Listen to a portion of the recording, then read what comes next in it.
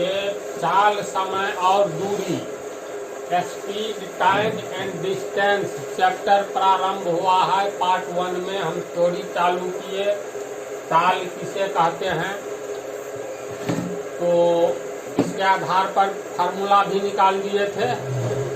चाल बराबर निकाले थे ना, कैसे याद रहेगा? चाल बराबर दूरी बटा समय। तो फार्मूला आखिर चाल बराबर, जैसे चाल बराबर दूरी बटा समय ही क्यों होता है, समय बटा दूरी क्यों नहीं होता है, तो ये बता दिए थे ना। चाल के लिए हम लोग प्रयोग करेंगे किस शब्द का? चाल के लिए भी का प्रयोग करेंगे, समझा?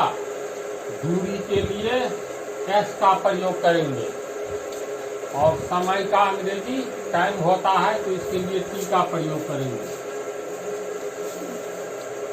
तो इसको याद रखोगे कैसे? तो तिरछा गुना करेंगे, एस बराबर भी टी, दूरी बराबर चाल गुने समय हो रहा है ना, यानी एस बराबर भी टी। याद रखना अपना, क्योंकि चैप्टर पढ़ रहे हो चाल, समय और दूरी, तो इसमें रेलगाड़ी की भी चर्चा होगी। रेलगाड़ी की चाल, मनुष्य की चाल, यानी किसी भी पिंड का, एरोप्लेन की चाल।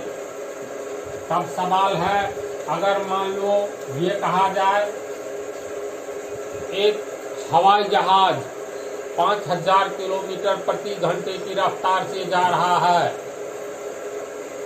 बम्बई शहर को पार करने में उसे, बम्बई शहर की चौड़ाई को पार करने में उसे 10 सेकंड लगता है, तो बम्बई शहर की चौड़ाई ज्ञात करे, जो इसमें हिसाब आने जा रहा है।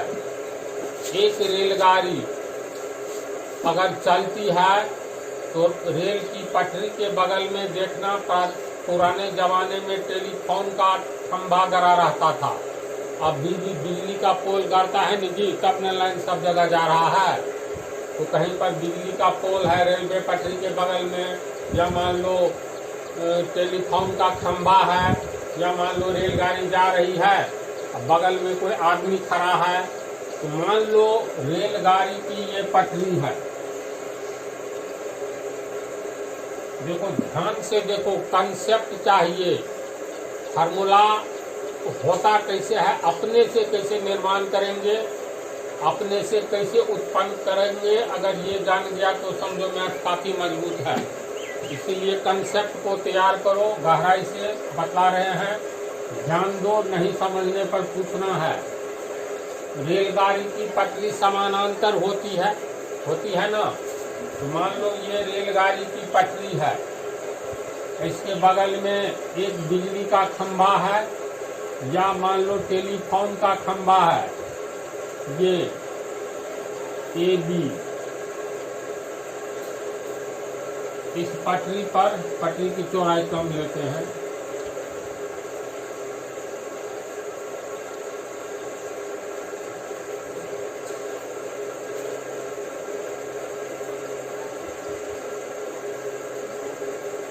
ये बिजली का एक खंभा है, या मान लो एक व्यक्ति ही खड़ा है, या मान लो एक वृक्ष है, कुछ भी है। जब इस पर से रेलगाड़ी जाएगी, ये रेलगाड़ी मान लो जा रही है, तो एक समय आएगा न जी, देखो तो अभी रेलगाड़ी खंभे को पार कर रही है, बोलो पार कर रही है कैसे? खंभा कहाँ है, रेलगाड़ी कितना पीछे, कैसे पार कर रही है? रेलगाड़ी खंभे को पार तब करेगी, देखो यहाँ से रेलगाड़ी आ रही है, अभी तो खंभा से दूर है ना। एक समय आएगा जब रेलगाड़ी आते आते यहाँ मान लो यहाँ आ गई, खंभा के ठीक सामने रेलगाड़ी का इंजन का सबसे अगला भाग आ गया, तो अब देखो, अब कहेंगे रेलगाड़ी खंभे को पार करने लगी, पार कर रही है, बोलो अभी पार कर गई? नहीं पार की, क्योंकि इतनी लंबाई पीछे है, अभी भी नहीं पार की। नहीं न पार की, देखो जब रेलगाड़ी का सबसे पिछला भाग खंभा के सामने आ गया तो कहेंगे अब रेलगाड़ी पार कर गई। किसको? खंभे को कहेंगे। ध्यान दो, रेलगाड़ी खंभे को अब पार कर चुकी है ना। तो प्रश्न में है, एक रेलगाड़ी को बिजली या टेलीफोन के खंभे या किसी खड़े व्यक्ति को पार करने में कितनी दूरी तय करनी पड़ती है? तो जिस समय रेलगाड़ी खंभे के पीछे में है तो अभी तो पार ही नहीं कर रही है। जब रेलगाड़ी का इंजन का अगला भाग सामने में आ गया तो अब पार करने लगा ना। अब देखो, होते होते अंत में रेलगाड़ी का सबसे पिछला भाग यहाँ आ गया, तब कहेंगे रेलगाड़ी पार कर गई खंभे को। तो खंभे को पार करने में रेलगाड़ी कितना दूरी तय की? तो देखो, यहाँ से लेकर के यहाँ तक की दूरी तय की है। इंजन यहाँ आया तो पार करना शुरू किया। अब गाड़ी का सबसे पिछला भाग यहाँ आ गया और इंजन यहाँ चला गया। तो इसका मतलब यहाँ से लेकर के यहाँ तक रेलगाड़ी गई इस खंभे को पार करने के चक्कर में। समझ रहा है? यानी इस बिंदु को बी बिंदु से, मान लो ये बिंदु सी है, ये बिंदु बी के सामने में, तो इसको बी ही मानो। यानी वास्तव में रेलगाड़ी खंभे को पार करने के लिए बी से सी तक की दूरी तय करती है। और बी से सी तक की दूरी देखो तो ये तो रेलगाड़ी की अपनी लंबाई है ना। यानी कोई भी रेलगाड़ी बिजली के खंभे को पार करने के लिए अपनी लंबाई के बराबर दूरी चलनी पड़ती है रेलगाड़ी को। यानी अपनी लंबाई को पार करती है खंभे को पार करने के लिए। बोलो तो, समझे? इसका आंसर क्या होगा? एक रेलगाड़ी को बिजली या टेलीफोन के खंभे या किसी खड़े व्यक्ति को पार करने में कितनी दूरी तय करनी पड़ेगी एक रेलगाड़ी को? आंसर क्या होगा? अपनी लंबाई के बराबर है। ऐसी बात, ये मान लो इतनी ही बड़ी रेलगाड़ी है, मान करके चलो,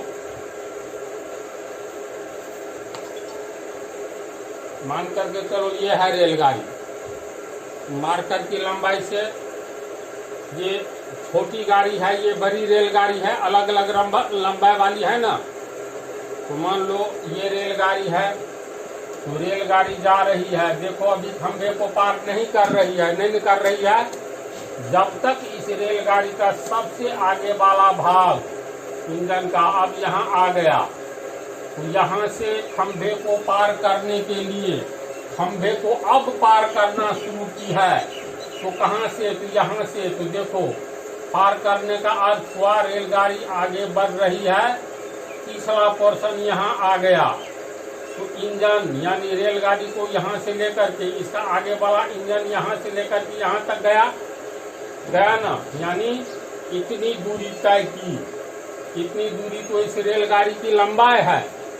तो ये क्लियर हो रहा है, रेलगाड़ी किसी खंभे को या खड़े व्यक्ति को पार करने में अपने लंबाई के बराबर दूरी तय करती है। क्लियर हुआ? चलो आंसर इसका लिखो। तो इसका आंसर समझ गया ना? रेलगाड़ी को बिजली के खंभे को पार करने के लिए अपनी लंबाई के बराबर दूरी पार करनी होगी या दूरी तय करनी पड़ेगी। अब अगला क्वेश्चन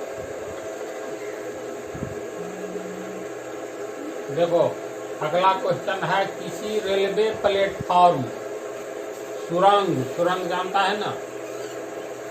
बोलो। या पुल को पार करने में किसी रेलगाड़ी को कितनी दूरी तय करनी होगी? तो एक लाइन का आंसर नहीं रख लेना है, जो पुल की लंबाई और रेलगाड़ी अपनी लंबाई, दोनों लंबाई का योगफल पार करना है। कैसे पार करेगी इसको समझना है। अब मान लो ये रेलवे का पुला है, ये भी पुल है, तो इसको मान लो रेलगाड़ी है, ठीक है। तो रेलवे के पुल पर अभी बोलो ये रेलगाड़ी पीछे से आ रही है, लेकिन बोलो तो पुल को पार कर रही है, बोलो नहीं न पार कर रही है।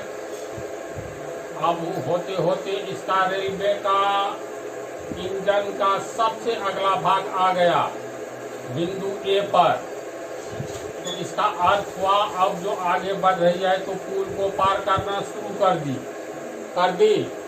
यानी रेलगाड़ी पुल को पार करना तब शुरू करती है जब रेलगाड़ी का सबसे आगे वाला भाग पुल के भाग प्रारंभिक बिंदु पर आ जाती है और आगे की ओर बढ़ने लगती है। बोलो तो पुल को पार कर ली, बोलो। देखो रेलगाड़ी का कुछ भाग पुल पर है तो कुछ भाग पुल पर नहीं है, इसका मतलब नहीं पार की, नहीं न पार की। अब आगे की ओर जा रही है,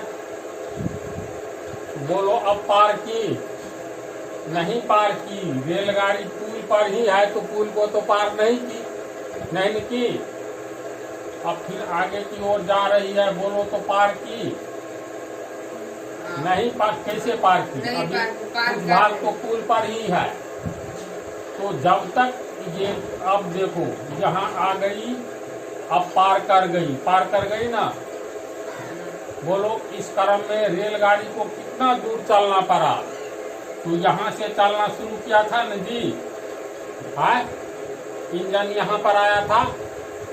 अब देखो यहाँ से लेकर के ये पुल की लंबाई, अगर पुल की लंबाई प्लस यहाँ चला गया है इंजन, यहाँ तक इंजन आया, तब हम लोग कहते हैं रेलगाड़ी पुल को पार कर गई। जब रेलगाड़ी का सबसे पिछला भाग पुल के अंतिम सिरे पर आ गया है तो इंजन को, ये इंजन जो है जब तक यहाँ नहीं आई, मान लो कुछ पहले ही रुक गई, यहाँ पर रुक गई, तो कहेंगे पार की? नहीं पार की, क्योंकि रेलवे का कुछ भाग पुल पर ही है। इसका मतलब इंजन यहाँ से लेकर के, अब देखो इंजन पिछला भाग यहाँ पर आएगा तो इंजन यहाँ गया, यानी बिंदु ए से लेकर के इस बिंदु को मान लो सी मान लेते हैं, तो बिंदु सी तक की दूरी तय करती है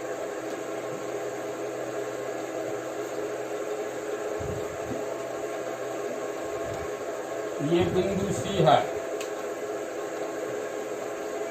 तो ये रेलगाड़ी एक पुल को पार करने में कितना दूरी तय करती है, दिमाग में लिखते जाओ। देखो अभी रेलगाड़ी पुल पर चढ़ी भी नहीं है, पार करने की बात अलग है। यहीं पर इंजन खराब हो जाए या गाड़ी रुक जाए तो अब कोई पूछेगा रेलगाड़ी को पार कर गई, तो सवाल ही नहीं पैदा होता है।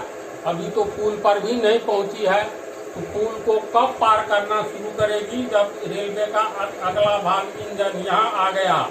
अब यहाँ से देखो पुल को पार करने वाला काम शुरू हो रहा है, यहाँ से दूरी तय कर रही है पुल को पार करने के लिए। और अंत में जब रेलवे का पिछला सिरा आ गया यहाँ पर और इंजन सी पर चला गया, तो हम लोग कहेंगे ना रेलगाड़ी को पुल पार करने में पुल की लंबाई प्लस अपनी लंबाई बी से सी तक है ना, थोड़ा भी पीछे रहेगा तो कहेंगे नहीं पार किया, अभी रेलगाड़ी का कुछ भाग पुल पर ही है। तो जब तक इंजन सी पर नहीं गया, अब सी पर चला गया, यहाँ से लेकर के यहाँ तक की दूरी तो हो गई रेलगाड़ी की लंबाई, ये पुल की लंबाई। तो कहने का अर्थ ये रेलगाड़ी को इस पुल को पार करने में बिंदु ए से लेकर के बिंदु सी तक की दूरी तय करना पड़ा है। अर्थात इसी पुल को पार करने के लिए रेलगाड़ी को पुल की लंबाई और अपनी लंबाई के योगफल के बराबर दूरी तय करना पड़ता है। बोलो समझा? दिखा जाए आंसर। देखो दूसरा क्वेश्चन अच्छा से समझो। ये तो पुल वाला उदाहरण समझ गया ना। अब देखो ये PQSR एक ये सुरंग है, जैसे ये रेल का पटरी है, ये सुरंग होकर के ही गुजरती है और QS के पास मान लो ये रेलगाड़ी है, तो रेलगाड़ी अभी जो चल रही है तो सुरंग से बाहर है ना जी। जब ये सुरंग को पार करना कब शुरू करेगी? जब रेलगाड़ी का इंजन का अगला भाग सुरंग में देखो अब प्रवेश कर रहा है, तो कहेंगे रेलगाड़ी सुरंग को पार करना शुरू कर चुकी है ना। इस तरह सुरंग में होते होते बोलो तो अभी सुरंग पार की नहीं पार की, क्योंकि रेलगाड़ी का कुछ भाग अभी सुरंग के बाहर ही है। जब सुरंग में चली गई और सुरंग से होते हुए ऐसे बाहर निकली तो पर भी बोला जाएगा बोलो तो इस सुरंग को रेलगाड़ी पार कर गई, बारकर को रेलगाड़ी मानो पार कर गई। अभी नहीं पार किया। क्यों? क्योंकि सुरंग के बाहर रेलगाड़ी का थोड़ा भाग है, भीतर बहुत बड़ा भाग बच रहा है पार करने में। तो चलते चलते जब सुरंग से रेलगाड़ी का सबसे पिछला भाग सुरंग के बाहरी किनारा पर आएगा, यानी निकलने पर देखो सुरंग से लगभग निकल चुका है, तो ऐसी स्थिति में कहेंगे रेलगाड़ी सुरंग को पार कर गई कहेंगे। तो इस सुरंग को पार करने में रेलगाड़ी कितना दूरी तय की? तो देखो बिंदु R पर प्रवेश किया था ना, ये रेलगाड़ी का अगला इंजन का अगला भाग प्रवेश किया, तो कहते हैं रेलगाड़ी सुरंग को पार करना शुरू कर दी ना। और जब रेलगाड़ी का सबसे पिछला भाग सुरंग के सबसे बाहरी भाग के किनारे पर आ गया और इंजन यहाँ चला गया, तब बोलेंगे पार की। इसका मतलब इस बिंदु तक इंजन को आना पड़ा। ये प्रवेश किया था इंजन R पर और इंजन के यहाँ जाने पर, इस बिंदु पर जाने पर कहेंगे रेलगाड़ी सुरंग को पार कर गई, क्योंकि इस बिंदु पर इंजन है तो रेलगाड़ी का सबसे पिछला भाग सुरंग के ठीक बाहर है। इसका मतलब इस सुरंग को पार करने के लिए रेलगाड़ी बिंदु R से इस बिंदु को X मान लो, तो कहां से कहां तक रेलगाड़ी को चलना पड़ा इस सुरंग को पार करने के लिए? बिंदु R से लेकर के X तक चलना पड़ा। तो सुरंग को पार करने के लिए रेलगाड़ी को इस सुरंग की लंबाई RS, और देखो S से X तक अपनी लंबाई है, तो सुरंग की लंबाई जो अपनी लंबाई के बराबर, यानी कुल R से X तक ये सुरंग की लंबाई और ये ट्रेन की लंबाई है SX, है ना। तो रेलगाड़ी को कितनी दूरी तय करनी पड़ती है किसी सुरंग को? अपनी लंबाई के योग के बराबर दूरी तय करनी पड़ती है सुरंग को पार करने में। कल्पना करो अब ये सुरंग नहीं है, बल्कि चलो ये हो गया तुमको, जैसे एक स्टेशन से दूसरे स्टेशन पर गाड़ी आती है तो प्लेटफॉर्म पर रुकती है ना जी। तो मान लो ये रेलवे प्लेटफॉर्म है PQ। इस रेलवे प्लेटफॉर्म को पार करने में रेलगाड़ी को कितनी दूरी तय करनी होगी?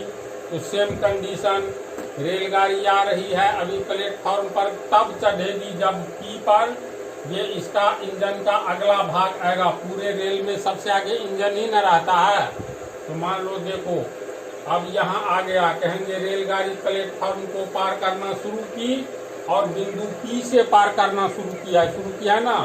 होते होते ये रेलगाड़ी का देखो बोलो अभी पार की नहीं पार की? ये पूरी प्लेटफॉर्म पर रेलगाड़ी है। फिर आगे बढ़ने लगी, प्लेटफॉर्म के अंतिम छोर से यहाँ तक गई, तो बोलो पार की नहीं पार की? क्योंकि प्लेटफॉर्म पर रेलगाड़ी का बहुत बड़ा भाग है। अब पिछला भाग मान लो बिंदु Q पर आ गया, जस्ट आया, तो कहेंगे रेलगाड़ी इस PQ प्लेटफॉर्म को पार कर गई है।